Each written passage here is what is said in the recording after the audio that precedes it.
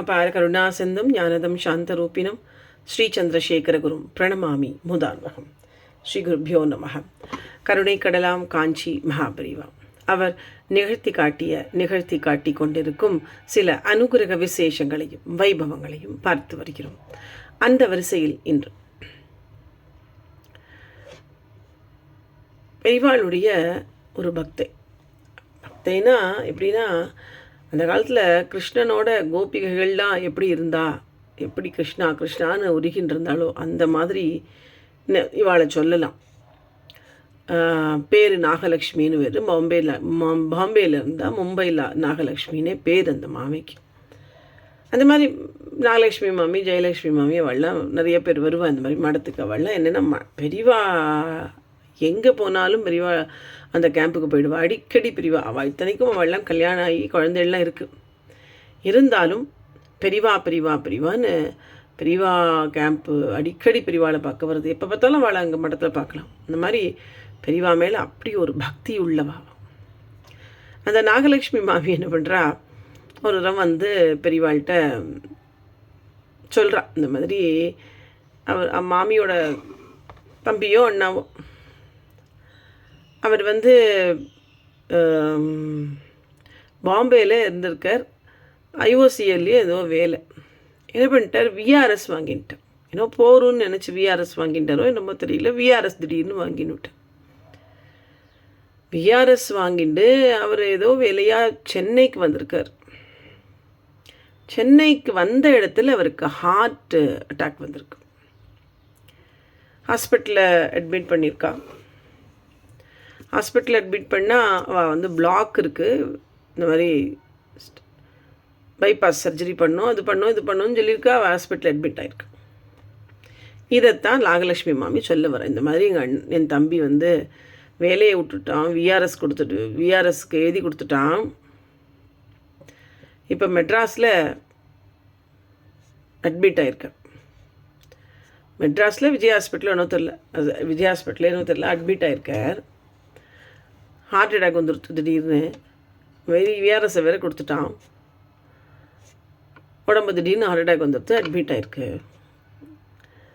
பெரியவா தான் அனுகிரகம் பண்ணணும்னு அந்த மாமி கேட்குறான். பெரியவா எனக்கு இப்போ எப்படி இருக்குது, யார் பார்த்துக்கிறா அப்படின்லாம் எதுவுமே கேட்கல. விஆர்எஸ் எழுதி கொடுத்தானே அதை அவள் அக்செப்ட் பண்ணிட்டாளா அப்படின்னு முதல் கேள்வி கேட்குறா. தெரியல எனக்கு, கேட்டு சொல். உன் தம்பி பொண்டாட்டிக்கு ஃபோனை போடு, கேட்டு சொல். ஆனால் அவள் கேட்குறா, அவள் தம்பி பொண்டாட்டிகிட்டே என்னமோ தெரியல. அவள் சொல்கிறா எனக்கும் தெரியலேங்கிறா. சரி, அந்த ஆஃபீஸ் நம்பரை வாங்குங்கிறா பெரியவா. இத்தனையும் பண்ணுறான். மடத்து ஆஃபீஸ்லேருந்து மேனேஜரை விட்டு அந்த கம்பெனிக்கு ஃபோன் பண்ணுறான். பெரியவாவே இப்போ இந்த ஆஃபீஸ் பக்கமே போய் உட்காந்துட்டான். மடத்து ஆஃபீஸ் பக்கமே ஃபோன் போடுறான். ஃபோன் போட்டு மேனேஜர் பேசுகிறார். இந்த மாதிரி நாங்கள் வந்து எம்ப்ளாயின்னு சொல்லிவிட்டு அவள் விஆர்எஸ்க்கு லெட்டர் கொடுத்துருந்தா, ரெசிக்னேஷன் லெட்டர் வேணும். அது வந்து அக்செப்ட் ஆகிட்டா, ப்ராசஸ் ஆகிடுதா. பெரியவா கேட்க சொல்கிறா. இத்தனையும் ப்ராசஸ் ஆகிடுதா இந்த வார்த்தையெல்லாம் வேறு யூஸ் பண்ணி. அது ப்ராசஸ் ஆகிடுதானே, இல்லை வந்திருக்கு இன்னும் ப்ராசஸ் ஆகலைன்னு அவள் சொல்கிறான். அதை மேற்கொண்டு ப்ரொசீட் பண்ண வேண்டான்னு சொல்லு, அதை கேன்சல் பண்ண சொல்லிவிடும் அப்படின்னு சொல்லு. நாங்கள் காஞ்சி மடத்துலேருந்து பேசுகிறோன்னு சொல்லுங்கிறா பெரியவா. நாங்கள் காஞ்சி மடத்துலேருந்து பேசுகிறோம், அவருடைய மடத்து மேனேஜர் பேசுகிறேன். அவருக்கு ஹார்ட் அட்டாக்கு வந்திருக்கு. இந்த மாதிரி அந்த விஆர்எஸை நீங்கள் தயவு செஞ்சு கேன்சல் பண்ணிவிடுங்க பெரியவா நானே சொல்கிறேன். ஓஎஸ் ஓகேன்றா. அவள் ஆஃபீஸில் எப்படியோ தெரியல ஆச்சு. அது கேன்சல் ஆகிடுது. கேன்சல் இந்த சென்ஸ் மேற்கொண்டு அந்த லெட்டரை அனுப்பலை. மேனேஜரே தங்கிட்டே வச்சுன்றன்னு அர்த்தம். ரெசிக்னேஷன் லெட்டர் கொடுத்தா மேனேஜரை சைன் பண்ணி மேலே அனுப்பிச்சா தானே அது, இல்லையா? அது வரைக்கும் அது அன்அஃபிஷியல் தானே. அது மாதிரி அவரே நீங்களே இது பண்ணிவிடுங்க, நீங்கள் மேற்கொண்டு அனுப்பாதீங்கன்னு சொல்லிடுறா. சரின்ற அந்த மேனேஜர். இதத்தனையும் நடந்துருது. அப்புறம் சரி, உன்னை பெரியவா அந்த நாகலட்சுமி பிரசாதத்தை கொடுத்து போய் என் தம்பியை பார்த்துக்கோ, எல்லாம் சரியாக போயிடும். எல்லாம் சரியாக போனப்புறம் வா, நீ அப்படின்ட்டு அமுச்சுட்றேன். அப்புறம் மெட்ராஸுக்கு போய் பிரசாதத்தெல்லாம் அவருக்கு கொடுக்குறா. அது பிரசாதம்லாம் இடுறா. கொஞ்சம் கொஞ்சமாக அந்த ஐசியூவில் இருந்தவர் கொஞ்சம் கொஞ்சமாக டிஸ்சார்ஜ் நிலைமைக்கு வர்றார். ஆனால் இருந்தாலும் படுத்த படுக்கையாக தான் இருக்கார். பிளாக்ஸ் இருக்குது, ஸ்டில் ஆப்ரேஷன் பண்ணணும்னு தான் டாக்டர் சொல்லின்னு இருக்கா. அப்போ அவர் சொல்கிறார், விஆர்எஸ் கேன்சல் ஆனது இவருக்கு விஷயம் தெரியறது. இந்த மாதிரி விஆர்எஸை கேன்சல் பண்ணியாச்சுன்னு பெரியவா பண்ண சொல்லிட்டாங்க. சரி, நல்லதாக போச்சுன்னு இவரும் நினச்சிக்கிறார். சரி, பாம்பேக்கே போய் அங்கே ஹாஸ்பிட்டலில் ட்ரீட்மெண்ட் பண்ணிக்கலாம், பாம்பேக்கு போயிடலான்ற அவர் சொல்லிடுறார். போகிற வழியில் பெரியவாளை பார்க்கலான்ட்டு பெரியவாளை காமிச்சிட்டும் அவர் பெரியவாளும் அவருக்கு பிரசாதத்தை கொடுக்குறாரு. அப்படியே பாம்பேக்கு ஐஷன் போய்ட்றா அவர். ஏன்னா இவருக்கு தெரியும் பாம்பே விஆர்எஸ் கேன்சல் ஆகிட்டு தான் இவருக்கு ஆஃபீஸ் போயாகணும். சரி, பாம்பே ஹாஸ்பிட்டலில் போய் இவருக்கு வந்து செக் பண்ணலாம், இவருக்கு ஃபர்தராக ஏதோ பைபாஸ் பண்ண சொன்னாலே என்ன ஆகுதுன்னு தெரியலேங்கிறதுக்காக பாம்பே ஹாஸ்பிட்டலில் செக் பண்ணுறான்.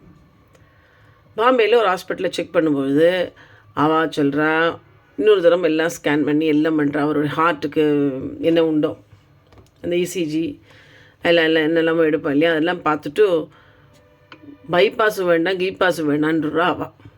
இல்லை மெடிசின்ஸ்லேயே சரி பண்ணிடலாம், பிளாக் இருக்குது இல்லைன்னு சொல்லலை, இதுக்கு ஆப்ரேஷன் தேவையில்லை, மெடிசின்ஸ்லேயே க்யூர் பண்ணலாம் அப்படின்னு சொல்லிடுறா. அவளுக்கு ரொம்ப சந்தோஷமாகிடுறது. அதுக்கப்புறம் அந்த விஆர்எஸ் கேன்சல் ஆனதுனால ஆஃபீஸ் போகிறார். விஆர்எஸை ப்ராசஸ் பண்ணாமல் விட்டது எவ்வளோ நல்லதுன்னா, இவருடைய மெடிக்கல் எக்ஸ்பென்சஸ் மெட்ராஸில் விஜயாவில் பார்த்தது கூட அவள் ஆஃபீஸில் ரீஎம்பர்ஸ்மெண்ட் கொடுத்துட்றா. ஏன்னா இவர் ரெசிக்னேஷன் லெட்டர் போய் சேரலை, பாதியிலே நின்றுடுது இல்லையா, அதனால் அவர் அசச்சு லீவில் இருந்த மாதிரி கணக்காகி அவருக்கு மெடிக்கல் ரீஎம்பர்ஸ்மெண்ட் கூட கிடச்சி விட்றது. அந்த அளவுக்கு பெரியவா அவ்வளோ சௌஜன்யம் பண்ணி கொடுக்குறா அவருக்கு. அதுக்கு தான் முதல்ல அடிச்சுக்கிறா பெரியவா, விஆர்எஸ் கேன்சல் ஆகிடுத்தா கேளு, ப்ராசஸ்க்கு அனுப்பாதேன்னு சொல்லுன்னு முதல்ல ஆக்ஷன் எடுத்தது பெரியவா. பாருங்க எத்தனை ஒரு மூளையோட இந்த வேலையை பெரியவா வந்து விஆர்எஸை கேன்சல் பண்ணி, ஏன்னா இவருக்கு வேண்டியிருக்கும், எனக்கு ஃபர்தராக வேலை செய்ய வேண்டியிருக்கும், சம்பளம் தேவைப்படும். அவர் என்னவோ நினச்சிட்டு நமக்கு போகிறோம் அப்படிங்கிற மாதிரி ரிசைன் பண்ணலாம் விஆர்எஸ் பண்ணுறதுலான்னு கொடுத்துட்டார். ஆனால் இவருக்கு இந்த மாதிரி உடம்பு இருக்குது, இந்த மாதிரி மெடிசின்ஸ் எல்லாம் தேவைப்படுங்கிறது இவருக்கு திடீர்னு உடம்புக்கு வந்தோடனே நம்ம என்னடா விற்கிற வேலையும் விட்டுட்டோன்னு தோணும் இல்லையா. இப்போ அந்த சேஃபாக அவருக்கு வேலை இருக்கிறது பெரியவா பண்ணி கொடுத்தது ரொம்ப சௌஜன்யமாக போயிடுது. அதுதான் அந்த பெரியவா எங்கேயோ சொர்க்க இதில் இந்த வைகுண்டத்துலேருந்து வந்து பகவானுக்கு வேணால் தெரியாமல் இருக்கலாம். ஆனால் பெரியவா நம்மளாக வாழ்ந்து நம்ம கஷ்டங்களை தன் கஷ்டமாக உணர்ந்து அவர் வந்து நம்மாத்து மனுஷா எப்படி ஒரு ஆக்ஷன் எடுப்பாரோ அப்படி எடுத்திருக்கார் பாருங்க அவருடைய ஃபேமிலியில். அதுதான் பெரியவாங்கிறது, அதுதான் பெரியவாளுடைய அந்த சமயோஜித புத்தி. அதை தவிர இந்த எந்த எதிர்காலத்தையும் கணிக்கிற அந்த ஒரு பெரியவாளுடைய சக்தி எல்லாம் சேர்ந்து இவாளுக்கு ஒரு பெரிய உதவியாக இருந்திருக்கு பெரியவாளுடைய அது அனுகிரகம். அதெல்லாம் ஹரஹர சங்கரா ஜெய் ஜெய் சங்கரா, ஹரஹர சங்கரா ஜெய் ஜெய் சங்கரா. சந்திரசேகர பாஹிமாம், சந்திரசேகர ரக்ஷமா.